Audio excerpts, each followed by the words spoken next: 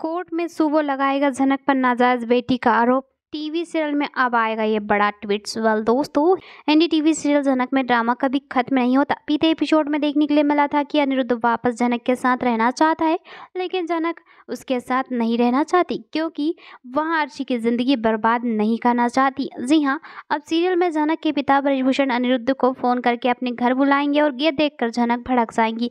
लेकिन फिर अनिरुद्ध से समझाएगा कि सृष्टि का केस मेरे पिता लड़ रहे हैं और वहाँ केस जीतने के लिए कुछ भी करेंगे, झूठ भी साबित कर देंगे सच में, क्योंकि उन्होंने अब तक कोई केस नहीं हारा है, इसलिए इस केस में मेरी जरूरत पड़ेगी। हालांकि ये सब जानने के बाद जनक अपने केस में अनिरुद्ध की मदद लेने के लिए तैयार हो जाती हैं। और इसके बाद अनिरुद्ध जनक से बात करने की कोशिश करेगा और उससे बोलेगा कि वहाँ जनक के बिना नहीं रह सकता।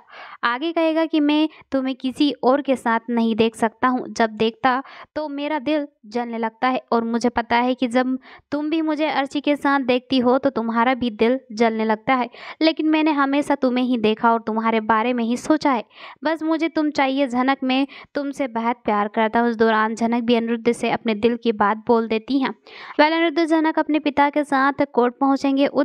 अगले दिन सृष्टि का केस अनिरुद्ध के पिता लड़ेंगे, जो कि सुबो है। जनक पर वो नाजायज बेटी का इल्जाम तक लगाएगा। वो बताएंगे कि जनक की माँ सृष्टि को अपना रोल मॉडल समझा करती थी, इसलिए वह सृष्टि की तरह ही बनना चाहती थी और दोनों ने एक साथ दिल्ली के डांस एकेडमी में एडमिशन लिया।